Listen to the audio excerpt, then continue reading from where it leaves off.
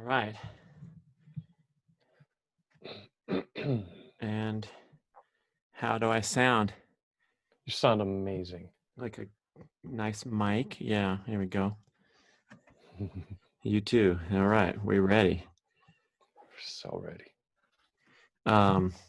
So we're going to talk about this fascinating topic of myopia and an alternative view of corrective vision and all that stuff, huh? We should. We really should. I love Nobody it. calls it a fascinating topic ever, but I appreciate it. Hold on a sec. I just dropped my pen.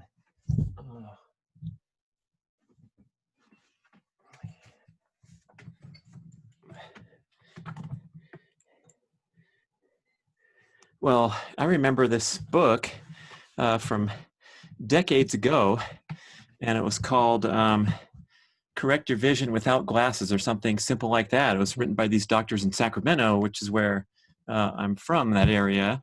I never met the guys or went to their office, but they made this compelling case that you needed to work your eye muscles, and the glasses were like crutches. So it sounds similar to the info I got from your email message. Yeah, it is. There are a lot of books have been written, and this has been talked about since like the 16th century. All right, man, we're getting started with that enticing 400-year-old study here. Okay, you ready? I am totally ready. Jake Steiner, I gotcha, man. And isn't it nice to have Zoom connecting us from across the world? And in your case, you have a pretty interesting location. So I think we should start by figuring out where the heck are you, why you're there, and where do you usually live?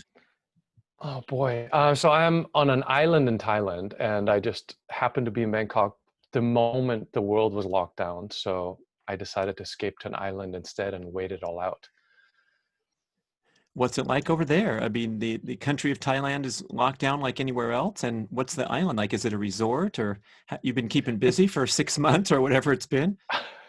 No, actually, I've only been on the island for 2 months now, I want to say. Um, the interesting thing is here, there's still a bunch of hippies. It's kind of a hippie island.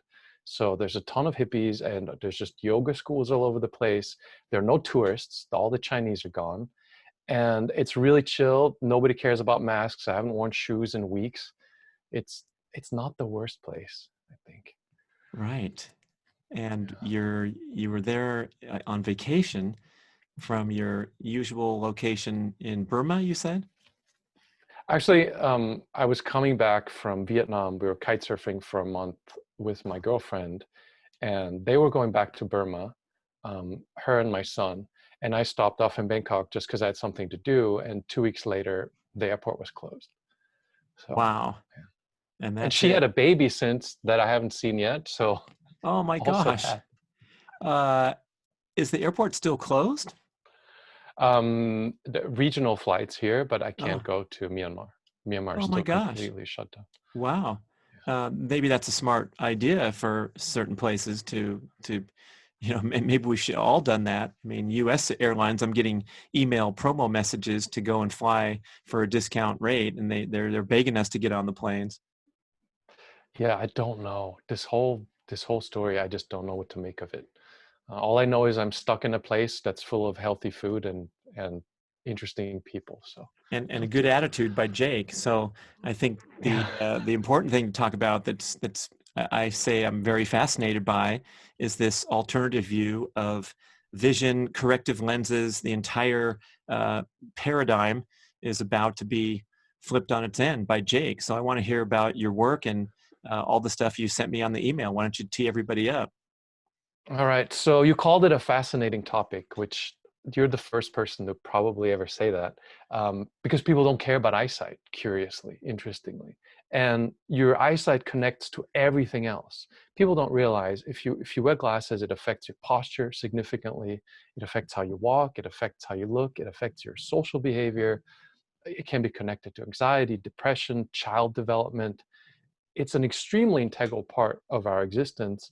And most of us are led to believe when we go to an optometrist that we have some curious, unknown, mysterious genetic defect that is causing our eyesight just to get worse. This is something that didn't exist 100 years ago, basically, but now is affecting 60 to 90% of the world's population, depending on where you go. A mysterious genetic condition that's $100 billion a year industry that's been heavily lobbied to make clear curved pieces of plastic so-called prescription in some countries like the US. And extreme profit margins. The glasses people wear, the wholesale cost is $2 or $3. They sell for hundreds. And the whole thing is a really interesting scheme. Oof. How's that for Okay, tee up? we are teed up, and some of those things about your posture and your social behavior. I'm curious how that plays out. I got to watch my posture now if I put my glasses on. Well, there's lots of things, and I don't want to go completely into the rabbit hole here, but just as a very, very simple example, less with contact lenses, much more with glasses. If you're wearing glasses, your field of vision is just the center of the lens. Your eyes don't like to move within that lens because distortion happens. So people who wear glasses tend to be really central vision focused. Now what happens, for example, when you walk is somebody who doesn't wear glasses, you use your peripheral vision to scan the ground around you and just the world around you also. A person without glasses is looking ahead as they're walking, generally speaking. A person with glasses is looking down because they have to see where they're putting their feet next, because the vision is only working well in the central part. So you see myopic people with glasses walking with their neck bent forward, a lot more neck issues, neck pain issues, all of that. One super basic example of lens wear affecting how you move through the world. So when we go and get our eye exam and we learn, I mean, the genetic part is, I'm getting older and now I'm getting more and more nearsighted, or now I really need reading glasses once I hit age 40, and all these kind of things that we're so familiar with. And we have now come to believe that these are normal. So I know that there's a big belief that prescription eyesight, corrective vision is part of the aging process. Yeah, it's interesting. Okay, here's the most interesting part, because this sounds kind of conspiracy-ish if it's the first time you hear about it. I always tell people, go to scholar.google.com. For those who are not familiar with it, that's Google's search engine for clinical science. So if you want to read peer-reviewed clinical science documents instead of just who knows what, scholar.google.com is the place to go. And most of the things I talk about, very ironically, are direct quotes from the clinical journals that are ophthalmology and optometry journals. So my knowledge comes from the publications meant for optometrists and ophthalmologists, the people who sell you glasses, curiously, right? And this whole idea of my eyes are getting mysteriously worse, just for a little taste of what goes on. What actually happens at first, short-sightedness, you can't see clearly at a distance, is a muscle strain. There's a muscle in the eye, a really cool circular muscle that is around the lens in your eye that tightens up as you look at something up closer, right? That muscle gets tight and the muscle relaxes as you look at something in the distance. It's designed to spend a lot more time in distance vision mode where the muscle is relaxed and less time in close-up mode. Unsurprisingly, what happens when you stare at something up close for hours and hours, that muscle just spasms. It doesn't completely relax immediately, right? So now you spend 4 hours binging Netflix, you look up and things around you are a little bit blurry because that muscle just doesn't go into full relaxed position. If you go to scholar.google.com and you type in pseudo myopia, P-S-E-U-D-O, myopia, you get tens of thousands of search results. And these are all, now we're talking about references to clinical peer-reviewed science, saying that myopia, short-sightedness, starts out as pseudomyopia, meaning not actually a condition. It's just a muscle spasm. Is that in contrast to real myopia? Is there a certain percentage of the population that really does have whatever it is, a genetics or an unfixable imbalance in the ocular process? Yes, absolutely. Likely, though, you've never met any of them. It's 0.3%. Yeah, yeah. It's some tiny percentage. The thing is, pseudomyopia, it's also called near-induced transient myopia. It's Mm. funny because you type that into Google Scholar, you get tens of thousands of search results. You go to the optometrist to ask you what causes myopia. They say, oh, it's genetic. You go to Google Scholar, you get tens of thousands of results saying it's a muscle spasm initially, right? That's how almost all myopia starts out. And this is when you scroll through and you look at where these things are written about, they're in optometry journals. So these are the publications these people are supposed to be reading who sell you glasses. Super interesting. Now, real myopia is the thing that happens after you start wearing glasses. And that Oh, if you, yeah, right. that Because you're it's, no longer asking the muscle to relax because you don't need to or something. that is exactly correct. So the lenses, the muscle is tight, the light is focused in front of the retina instead of on the retina. And all the glasses do is they move the light back to the retina so you can ignore the muscle spasm. It's a really short-term, quick fix symptom treatment that now causes the eye to elongate because the eye has a built-in mechanism to change its shape to always have perfect long-term focus. Mhm. And when you put a lens in front of it, the lens moves the light in the eye, and the eye responds to that by elongating. That's called lens-induced myopia. If you put that into Google Scholar, tens of thousands of results, and this is the really interesting part, tens of thousands of results that say lenses cause myopia to progress. Tens of thousands. And these are largely in optometry journals, literally saying the glasses you put on your eyes cause your myopia to increase, so your vision to get worse. I suppose it's like using a brace for your back or your wrists or your knee, and then going out there and doing your workouts thinking that you're protecting your knee. But if you look at it from a big picture perspective, you're maybe atrophying the necessary muscles there because this brace is like a crutch, or when you put a crutch on a broken joint, you're no longer going through the range of motion. And so the joint and the muscles and the ligaments and everything's atrophying. Of course, you're going to get that cast off in 6 weeks and then start rehabbing and working the heck out of the range of motion. But with our eyes, we get our glasses when we're whatever age, and that's the rest of our lives. We're succumbing to the crutch, it sounds like. Yeah, and it's a really, what makes it so interesting is I used to be really upset at optometrists because I figured this out 20 years ago on my own.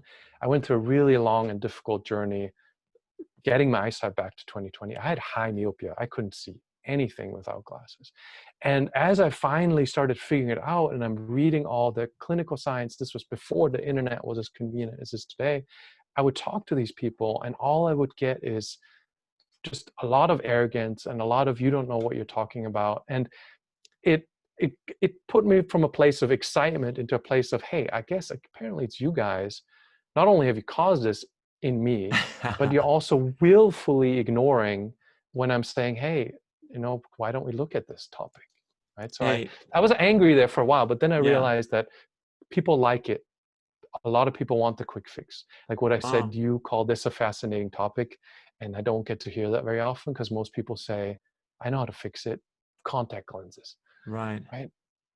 And it's, not to, disparage the well-meaning eye care professional, but I think we see this type of behavior across all platforms in life where we form these fixed and rigid beliefs.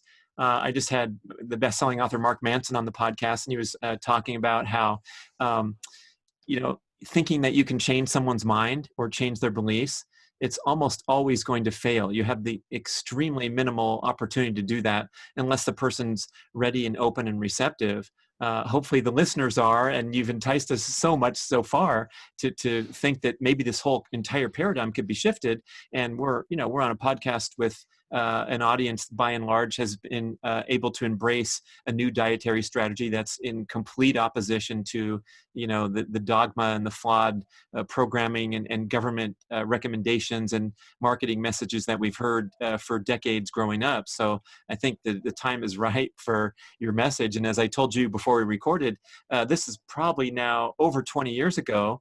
I found an interesting book in the bookstore, and it was titled, how to improve your vision without glasses. And reading through it, the doctors who wrote it gave a bunch of exercises. So if you did the tromboning, where you watch your finger go up to your nose and then out and then back, or look at the distant tree out the window and then focus on something a foot in front of you, then look at the tree again. And the argument was, if you do these exercises for like 45 minutes a day, you'll be able to slowly but surely wean off of glasses. And I tried it for a while, but then I fell short of this 45-day commitment to doing my trombone exercises. So I guess I'm setting you up for a reply there. But my entry point into this idea was a long time ago, and it's been kind of baking on the sidelines. So I think it's cool to see where this can go. Yeah, and you are setting me up for a response, because I was in banking and finance investments, doing things that are very much not health related. I've fallen into this topic, and as I went through your podcast, I've talked to a lot of the same people that you have, and it's funny that I'm now in this space, because I was fairly mainstream about everything. I was sick of my glasses, and I'm a research guy, so it came naturally to me to go, what of this is nonsense and what of it is real, and knowing how to do research, right? So that's my approach came from a completely different place. But I'm now finding that this is the case for so many things. My dad is a medical doctor, and he swears by statin drugs, and he refuses anything that's not about statin drugs or alternatives. When it comes to glasses and the exercise thing, nobody has 45 minutes. It is the thing, right? Like, nobody does. So and this took a long time, again, 20 years of being at this, I built an approach that's habit-based. So you have an upfront bit of a learning curve. You spend a month or so, 20 minutes a day, 3 times a week, maybe, getting to know how your eyes work and how glasses work and what habits affect your eyesight. And once you have all that dialed in, the improvement to not needing glasses happens more or less automatically, because you're building the challenge into a habit. Instead of doing the trombone, you sit far enough from your screen to where the text isn't perfectly clear, right? So now you're all the time a little bit challenged. And then when you go outside, you wear glasses that are not quite what the optometrist wanted to sell you, but you see like 20/30, right? You recognize your friends, but a distant billboard is fuzzy, and you have to challenge yourself to clear it up. So a little bit challenge is okay. A little bit challenge is what you want. It's good. Because I would hear the opposite from an optometrist. And the only concession I've made from reading that book 20 plus years ago is I try to use my glasses at the bare minimum of absolutely necessary. So if I'm driving at nighttime and things get a little blurry, I will use those for a difficult, windy road. But if I'm driving 2 miles down the road, I'm going to skip it. If I'm watching a movie, I like to bring my glasses in there because it does make the screen feel sharper. But if I'm just hanging around and watching a show for 30 minutes at home, I'm constantly thinking, how little I can need these or use them. So I guess I can pat myself on the back for that. But if there's a way to take it further and know that you're going to wean off these glasses sometime, it seems like a lot of people would be really receptive. Yeah, and you're doing the right thing, actually. You're doing what's not intuitive to a lot of people. And if you were wearing them all the time, you'd have worse eyesight right now, quote unquote worse, because your eyes would have adopted to the glasses. You'd have gone back to the optometrist. They would have given you stronger glasses, and you would have become completely dependent on them. So by only wearing them when you need them, you've kept yourself in a situation where you don't have that increased dependence. Right. My prescription has not changed in an incredibly long time, like 14 years. The nearsighted prescription is the same. However, the computer glasses, or the close-up stuff, which I'm blaming on excessive time in front of the screen, that's, I've noticed a decline. I thought it was associated with age and all that stuff. But I think now we're at a critical fork in the road, because my optometrist straight up said, don't do that. Use your glasses all the time or you'll get eye fatigue and eye strain and eye this and eye that. Now, if we're talking about diet and someone saying, hey, this fat stuff is healthy for you, it won't clog your arteries, this is life or death stakes. And it took a lot of effort to convince people to trust the idea that we can depart from a grain-based diet, high carbohydrate, high insulin producing diet and actually be healthy. But here with your eyesight, I mean, what do we have to lose if we're going to spend 30 days trying to make the text a tiny bit blurry or move the point size down on your smartphone, dial it down a little bit to make it a little bit more of a challenge? This sounds fun, Jay. Yeah, and it is a little bit of challenge is what you want. You don't want to have a headache, right? The way you know it's too much is you have a headache, your eyes hurt, or your eyes get really dry, you're not blinking enough, like you're staring. If that's not the case, challenge is what you want, right? And also what you're doing is actually perfect because some people refuse to wear glasses ever, and something I call blur adaptation. It's not the clinically correct word, but you get used to blur. Your visual cortex just goes, this is the default.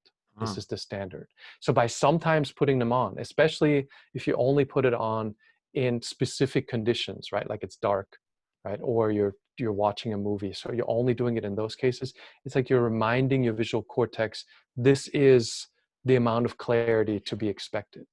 So people who just refuse to wear their glasses sometimes aren't doing themselves any favor because their brain forgets what clear vision even looks like. So your approach is actually the perfect way to just intuitively manage this issue without it getting worse.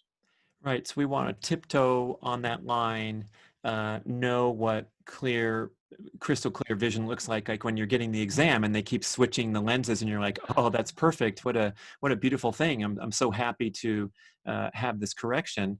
And then kind of dance around there instead of, go the rest of your life with the glasses on. That sounds like a cool strategy. Yeah, and that's long term. And I'm kind of skimming the surface here. There's a lot more detail. That's why I said there's like a month worth of learning curve to really dial it in. But on the basic level, that's all there's to it, right? And the other thing is what you're talking about, age related, and you can't see clearly up close. Different issue. What happens is your lens gets less flexible, right? As we age, the lens just gets less flexible, and as it gets less flexible, the muscle has a harder time shaping the lens for close up. And the closer up you look at something, the tighter the muscle has to get, the more the lens is being reshaped. And we lose some of that flexibility, some of it. Now, I've been doing this for a long time and we've got a pretty large audience. And so far, I've never heard of somebody who's reduced their myopia who needs reading glasses. So while your lens gets less flexible, the dependence on lenses is really the question. Like, do you need reading glasses? And what the optometrist will do, I'm not disparaging them. They're taught this way and they're selling things people want, right? But once you start putting on those reading glasses, you're not challenging that muscle. Now you're not reshaping that lens, and that lens loses more of its flexibility, right? So resisting the reading glasses and not wearing them when you don't need them is generally the right strategy. I also find that if I really am feeling the eye strain looking at the computer screen, I've probably been looking at the computer screen too long anyway, and my productivity and all that, I need to turn the bloody thing off rather than get my magic glasses on and power up for 3 more hours. Yeah, and that's 3 hours. That's actually funny you say that. That's kind of my personal limit, and for a lot of people, that's about where you hit the amount of time where you need to get away from the screen. And you can tell, right? Like there's a lot more to this because you can, for example, you can measure your eyesight. We have an app hopefully coming out in the next few days here. But even right now, with just a measuring tape from the side of your eye to the screen or a book, and then you can just adjust the distance till you see a little bit of blur. And that's all the optometrist does. When the optometrist figures out how much myopia you have, how strong your glasses are, they're just measuring a distance to blur, right? And that's all it is. Like you can literally at home with a measuring tape figure out how quote unquote bad your eyesight is just by measuring that distance. And then the interesting thing is that distance changes, right? Like if you went hiking for the weekend, you didn't bring your phone, that distance is going to be larger. You can see clear further. And after 5 hours on Netflix in a dark room, the distance is going to be smaller. right? So what I encourage people to do is doing that measurement to realize you can very easily and specifically pinpoint what's bad for you, right? Like if after that Netflix binge, your eyesight might be 30% worse. Right? And if you measure that and you see, hey, I got to go this close now and there's already blur, then you know that Netflix thing is maybe not a great idea. And then next time you try an hour in a not dark room and then measure the distance and you'll see it's not 30% worse, right? So that's why I say by tweaking habits, like realizing what's straining your eyes specifically and then slowly adjusting that a little bit is most of the battle. So we don't want a dark room to consume our digital entertainment. Is it more strain on the eyes or something? It is more strain on the eyes. And again, here with the measurement, you can, this distance to blur really works well depending on your eyesight. Like if you have perfect eyesight, the distance is too far to be conveniently measurable. But for most people who, right, like most people, it's like, not most people, but you might see 40, 50 centimeters or half an arm's length before blur starts. Do the same thing in a dark room and the distance will be smaller. Just now, I mean, literally you could go from now from outside in a shaded area where the distance may be too large to even measure with an arm's length, and then you go into a dark room with a small iPhone screen and the distance is going to be notably shorter. Your eyesight is just less great in a dark environment, and Oh, there's sure. several factors. But so now when you're in a dark environment, you're going to have the screen closer, right? So you're going to have the muscle tighter, so you're going to be causing more eye strain. And also, I guess I have astigmatism, which is pretty common, where when it's dark, your eyesight dramatically decreases, I guess for the same reason, or is this another category that we can correct, the astigmatism? Astigmatism is a real thing, but also very relatively uncommon. Um, Unless it's very significant, your visual cortex will correct for it, right? So it's Because your visual cortex, pseudo-astigmatism. it could be, right? It depends. There's ways to, you can do a corneal topography. You can check out if your cornea has an unevenness that's too great for your brain to correct. But basically what happens is retina goes to your visual cortex and the visual cortex interprets the signal, right? So your eyes don't have to be perfect in every way as long as your visual cortex can fix the image, right? Like the way Photoshop can fix lens aberration. Like it's the same sort of thing. Now what happens anytime you get into a dark environment, a refractive error, like anything that's not perfect about your vision, will become much more noticeable in a dark environment, right? Like Right. you're closer to the edge of how well you can see, and anything that's not perfect will show up more, basically. So I think we should jump to what your program's all about rather than waiting till the end and signing off with a call to action. But so someone's extremely interested, wants to participate. Tell me about your offering. So my attempt is to put everything out for free because I make money in other places. So by and large, you can go to Myopia, you can set your expectation of this is going to be a learning experience. And And Myopia, Myopia, ENDMYOPIA. yes, Yeah. .org That's also. why I was jumping to the middle of the show here, because I'm like, most people that are getting on an interview and telling their story, they're trying to sell something, and I'm like, what is this all about? It's just so super awesome, this community, and you have a huge Facebook community already with tens of thousands of people, right? Yeah, and actually I don't promote any of these things. I wasn't even really doing podcasts till I was made to do podcasts. I don't advertise. It's all word of mouth. The Facebook group is like 18,000 or so members now. We also have a forum that's quite big because I like to get away from social media. YouTube channel that's not very professional, but I post relatively frequently. The community is very large, and yeah, you can buy courses because this thing has become expensive over the years. Like what I mentioned earlier, there's an iPhone app that is hopefully coming out in the next few days. So you can do this measuring Hmm. just with the phone will do it automatically. And then you can save the results and it'll give you suggestions based on all that. So I'm spending a bunch of money. There are courses that help fund some of this stuff. But basically the idea is there's 1,200 plus articles on the website. Do some reading, 90 some percent of people that are doing this just figured it out with the free stuff. If that's too much work, or you want to support myopia, there's a very much condensed version of it. And then there's a full-on course where if you're like, I don't want to deal with any more than I have to, I have a course that I provide support for that gives you the step by step by step, never have to look at the website. But it's not necessary, right? Like, I like to encourage people to just go, hey, all this stuff is on there. I figured it out. I'm happy if I can help you figure it out. The main thing I want is, if you're a parent with kids, or you're a young person, or you're into sports, right? Or your lifestyle doesn't fit wearing glasses, that there is a place that you can find answers. Because what bothers me right now is not that optometry sells everybody glasses, it's that it's made to sound like a genetic condition. It's as if McDonald's said, our food is healthy, right? Like, that's the place we're in with eyesight. And I want to move that bar to where people recognize that glasses are a quick fix for their screen addiction, and they like it, and that's fine. But people want answers. I just want them to be able to figure out that there is something else. Oh, I would venture to guess that 99% of the people have no concept that there's another option, and it's either put these on and see clearly, or not.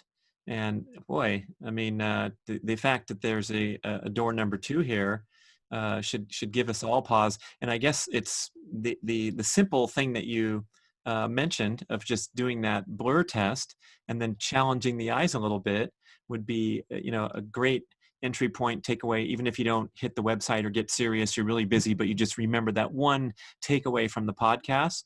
I suppose you could make progress just doing that as a rule. Yeah, and there's for somebody who doesn't want to look at anything, there's 2 comments I want to make. One is, if you have kids, iPads are not babysitters. Like, and I'm saying this because in my inbox I get about 700 emails a day on average. I can't read all of them, but the emails that make it filter through me You're from not a admin, babysitter. You can't read all of them. no, but the problem is that emails that do get to me, the volume of parents freaked out about their 5-year-old needing glasses has increased super dramatically over the last 5 years, even. Like, extremely worryingly. It used to be nothing, and now it's half of my emails are parents going, why does my 3-year-old need glasses? And the iPad is not a babysitter is my first. No screens, right? Like, my kid is 5 years old now. He's not allowed to look at any screen that is closer than 6 feet away. Oh. Not allowed. Not for a minute. He's not allowed to pick them up. He's not allowed to play with them, because the young eye is developing, right? And putting a screen, a child's arms are this long, right? And the same thing happens. The ciliary muscle is super tight now. The eye elongates extremely quickly. And then as soon as you put glasses on young children, that myopia progresses extremely rapidly. So, Oh, because they're in this vulnerable time where the eye muscles are still developing. yeah, and the eyeball is adjusting, right? Because all babies are hyperopic. They can't see clearly up close.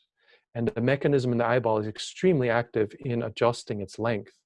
And now when you put a screen in front of it, that's problematic. And if you put lenses in front of it, the eyeball will just elongate by about a full diopter a year. So if you follow the optometrist's advice and you have a 5-year-old that gets -1 glasses today, next year is going to be -2, and next year is going to be -3, and next year is going to be -4. I'm not saying guaranteed, but very likely.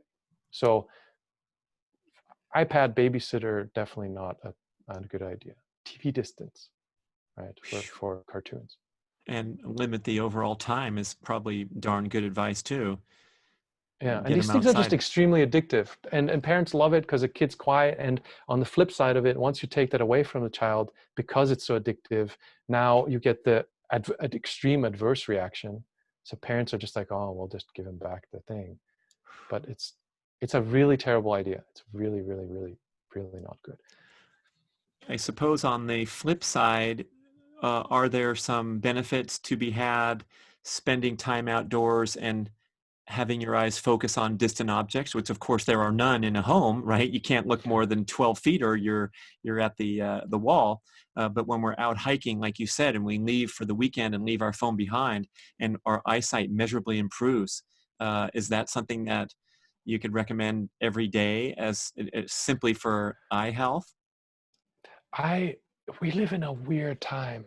I'm saying this because like we're both from a different time slightly than a younger generation that's grown up with the internet.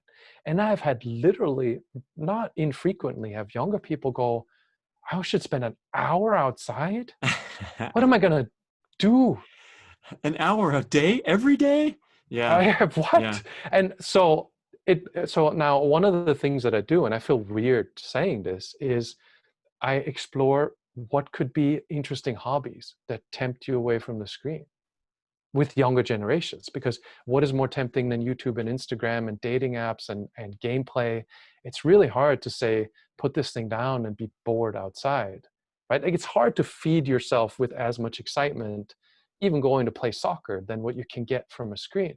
So finding things that you might be tempted to do outside or even just not in front of a screen, because now with lockdowns and things, maybe you can't go outside, but you can fix a motorcycle in your garage, right? Mm. Or you can do anything that's, even though it's close up, it's not a fixed distance like Mm. this for 3 hours close up.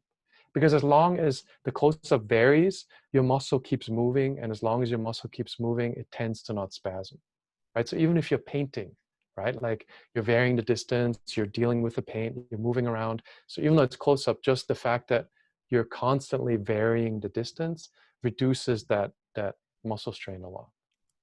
So 3 hours maximum time without a break. Absolutely, go and take a really significant break. I don't know how much time you recommend there, but how about inside that 3 hour block?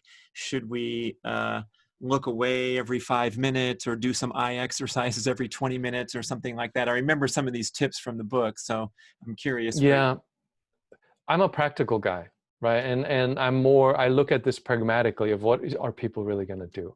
And I was a stock trader for a long time. I'm not going to look away for a screen every 5 minutes. Never going to happen, right? So you initially, I recommend taking a break every 20 minutes to get yourself used to the feeling of strain. Because one of the weird things that happen is when you wear glasses all the time and you're used to this close up, you can be close up for 8 hours. And that's not natural. So if you start Mm. taking frequent breaks, after a couple months, you start feeling it. Like I cannot spend more than 3 hours looking at a screen. I can't. Like it just, you get to the point where your eyes are just like feel terrible because you've de-strained them enough to where you get that feedback back, right? So taking more frequent breaks in the first month is ideal. I respect that people are working and they are focused on their work. So if it has to be 3 hours, it is 3 hours, but then try to get as long of a break as you reasonably can. If you're at work, make the lunch break picking up food somewhere, like find ways to encourage enough distance vision to where over time you get that strain awareness back to where you can't do a 5 hour Netflix binge. Because a normal person, and I mean somebody who would have to not live in our society at this point, could not spend 5 hours like this because it would just get too painful, you know? But you're saying with the glasses on, we now have the capability, because those glasses are freezing the muscle in place, reducing the strain, and then we can lock in and spiral downward into complete dependency on glasses. And a numbness. There's a Mm. kind of numbness that happens from doing this for so long. Like as the kid starts out, reading a book or playing on a screen and then playing somewhere outside maybe. And the older you get, the more you spend time on screen. It's like a monk who trained himself to meditate for 30 days straight. Is you built this resilience to close up to where you don't feel it anymore. But it's a pretty universal thing that I hear from people once they spend enough time taking breaks to where they just can't do that anymore. Like they can't spend hours and hours on a screen because your eyes will tell you that this feels not right. We lose a Uh, lot of like just normal, natural interactions with our body from this stuff. yeah, explain that again. I think that's the a hugely important point. So when you're good at taking breaks and you're stretching that muscle, or you're relaxing that muscle because you're taking a break and going and looking at the forest, and then you start to get less tolerance for those prolonged screen bouts because you're good at taking breaks and letting that muscle relax a lot? Correct. Yeah, you get the strain awareness back. The strain Right. awareness, that's the greatest soundbite. I love that. You gotta trademark that, man. How's your strain awareness? I have no awareness of any strain. My glasses are awesome. That's terrible. What are you talking about? I love it. I love it. Uh, I appreciate it. I come from a weird place because again, like I just figured this out and then I shared it with friends and friends shared it with friends and now there's a zillion people. Last year I looked at the web stats. It was like 1.2 million or so regular coming back readers of the thing. And I'm right, like I'm a mainstream stock trader guy. I was just eating whatever food was in front of me. I learned all of these things. Like in my 20s, I had pain problems, I had chronic inflammation, I had serious issues. Now I'm in my late 40s. I'm so much healthier from learning all these things in no small part from people that are in related areas, right? Like I talk about eyesight and then somebody's like, well, what about your nutrition? And I'd never thought about my nutrition. I'm just like, I eat food, right? And we live in an amazing space now to where we are able to share things that are not fed to us by corporate advertising and government mandates. Yeah, I'm, fascinated by the carnivore diet movement for many reasons. First of which being that the rationale makes a tremendous amount of sense that you can emphasize the most nutrient dense foods on the planet, as validated by nutrition science, right? That eggs and liver and things like that and wild caught salmon have more nutritional value pound for pound than big piles of produce. And then all the other arguments about the anti-nutrients in plants and the sensitivity, but mainly just going on the big picture, uh, the the opportunity to challenge our fixed beliefs and exercise some critical thinking here, because let's say I have a guest on the show, Dr. Sean Baker, Dr. Paul Saladino, a couple of the leaders have been, I've had a great interview experience with them, and they're forcing you to rethink some of these basic foundational notions that we've locked into position, and they're so fixed and rigid that we spend the rest of our days looking for confirmation bias. So now we have a guy on here saying that the optometrist is wrong and your glasses are, the opposite of the intended effect, which my optometrist is telling me the more I wear my glasses, the more my eyes will heal up and not be strained and be stronger and better.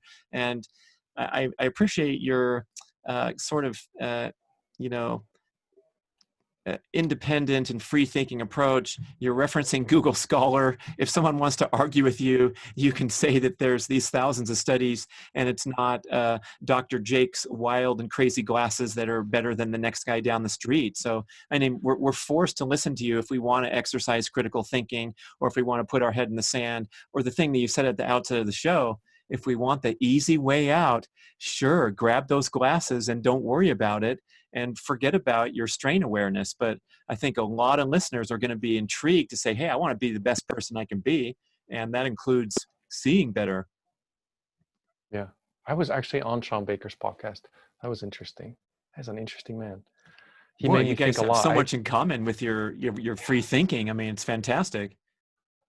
Yeah, it's a circle, right? Because I talked to Kate Kressinger recently and she mentioned him, and it's like all of you guys, everybody's kind of seems like this circle, this group of people that have these ideas that are willing to take the time to share them. I'm really kind of humbled to be somehow in this Oh my general area. gosh. And if nothing else, I want to be a member of the club who is open-minded, willing to think critically. Maybe I will form a fixed and rigid belief about whatever it is and carry on with my life thinking that what I'm doing is right. But if I'm not open to new information, boy, that's going to be a heavy strike against any one of us. And I mean, same goes with divisive politics. Should we pay attention to what the other side is saying?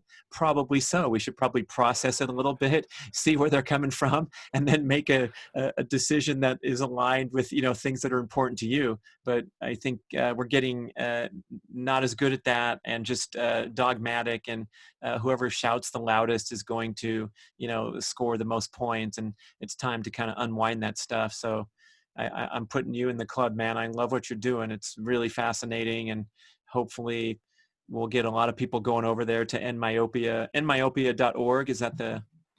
That's right. Yeah. Okay. Um, I feel like I've had all my pressing questions answered. Do you have anything else on your mind that might be of use to the listeners, or good suggestions to take some baby steps and get started and learn more? The two things. So one is that measuring the distance till the Mm. app is ready. If you get a measuring tape and just it's really, I don't want to say addictive, but it makes it interesting once you realize how much that distance changes and how much taking a break can improve your eyesight in a short period of time. Then you get tempted, right? Like the hearing about this is fascinating, and you listen to podcasts and you're like, oh, wow, that was a great episode. But picking up that measuring tape just for a day or two puts you in a different state of mind of actually trying it. And So I could print out a simple eye chart, right? Tape it on my wall, and then notice where I'm standing when line 4 gets blurry, and then go out on a 4-hour hike. Do it after a long day at the computer. Notice that point where line 4 gets blurry, and then come back after the 4-hour hike and try it again, and just simply notice where I am on the kitchen floor. That's a way to do this. absolutely, Okay. absolutely. Just the specific awareness of where you're at. It's like how like blood tests. Like if you know where the number Hmm. is, you have a different attitude to your eating when that number, my triglycerides just went up. Whoops, maybe I shouldn't be eating that sugar. Having that frame of reference of data, not just an impression, makes a big difference in getting you into this. That's one piece. And the other piece is people don't care about the eyesight because they don't realize you are a different person if you can't see well without glasses. Like you, there's more social awkwardness, there's more anxiety, especially if you wear glasses. You lose your peripheral vision, right? So that system that's in your brain that warns you of predators is still there, right? Just things are approaching. It's now not functioning. People are in a state of a permanent anxiety. I'm not saying because of glasses, but if you're wearing glasses, that's a troubleshooting point. Like you want good peripheral vision, right? You want to be able to look straight ahead when you're walking.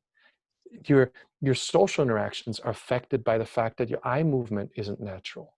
So now you're talking to a person, but you're behind glasses and your eyes aren't moving the way a person without glasses has eyes moving. People react to you differently. You instinctively recognize the reaction and you feel socially awkward. I'm just mentioning a couple examples out of hundreds of things that by limiting your vision, you're limiting your life.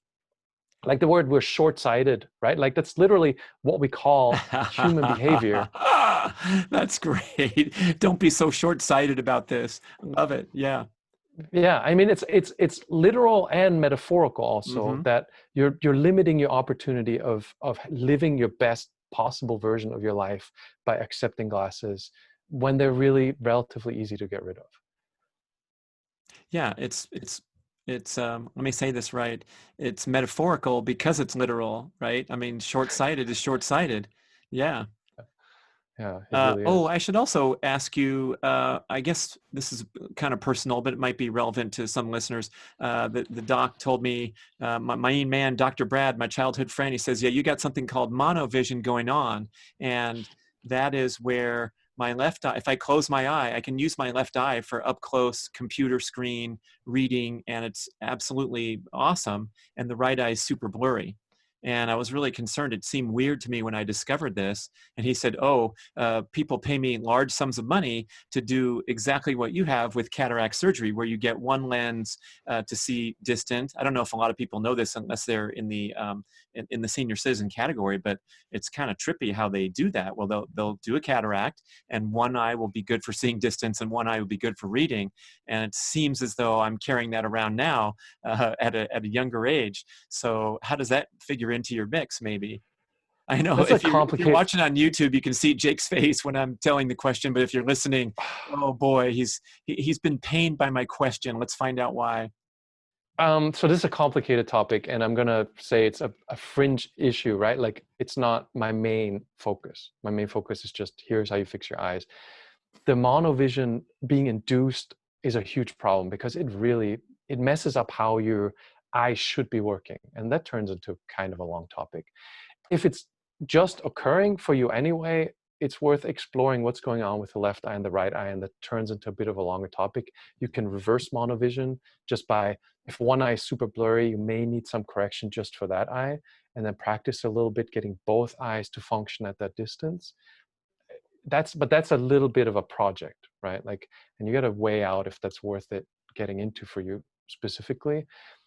My pained expression was just because all the people that get presbyopia, for example, and then they're being induced with this monovision where the optometrist just goes, hey, we'll just set one of your eyes up for close-up and one for distance, and it's just a mess. If you're used to it, it's fine, but creating that on purpose, it's like, it reminds me of the African tribes where they get the really long necks by putting, you know what I'm talking about? Right, the rings, But putting right. rings on your neck, it's just, it's so unnatural and so unnecessary. If it just happened for you, it's some compensation for one eye or the other being much stronger or weaker, or some habit that you had. Fixable. Whether you want to get into it is another question. But best not to, if your eye care professional says we'll create monovision, I would run and hide. And it's so common though. I mean, that's Yeah, I know. what the majority of cataract people need to see better. I guess with lenses, you get those progressive lenses where you're reading in one part of the lens and looking out the other part. And if you're doing it with the cataracts, you got to choose something so you can see in all cases. But yeah, it seems super weird. I was shocked to know that that was an actual thing. Yeah, but cataracts also is one of those things that if you're not necessarily need surgery right now, now is a good time to hold off, because there's a lot of developments on Mm. drops that dissolve cataracts. None of them are FDA approved. There's a lot of experimenting going on, but it's a hot topic right now. In our forum, there's actually some guy making his own cataract eye drops to experiment with. I'm not endorsing this. I'm not saying it's going to work, but there's enough evidence that cataracts can be dissolved from the lens, and that extreme surgical intervention might be a thing of the past relatively soon. Wow. Maybe. Who knows, Okay, right? hang in there, people. Maybe. So I'm pretty inspired right now. I'm going to say that I really feel the need for my computer glasses that I use for the time when I'm on the screen. But if I want to make some progress here, I'm going to maybe go back and forth and take them off for 5 minutes an hour or 15 minutes an hour, whatever I can handle, and then also take down the font size or something to make it a bit of a challenge? Or perhaps could I increase the font size and try not using glasses? Would that be a better choice? I would go with the bigger font size Not the font rather than size, but smaller. the screen, the zoom size, Right. not the font size. This, Sorry, readers. We don't want to print you big books yet. Okay. but you don't want to overdo it. Like, change takes time. Biology takes months to adapt, right? So the main thing is a little bit of challenge and consistency in it, right? They just a little bit, doing it consistently. So if it's 15 minutes an hour, your eyes feel tired, or you're feeling just, you want to go back to glasses, is totally fine. It's just introducing a little bit of challenge. And then over time, it almost happens naturally for a lot of people, where you just, longer and longer, you don't need them. And you find yourself going, today I'm fine without it. It's just not forcing anything.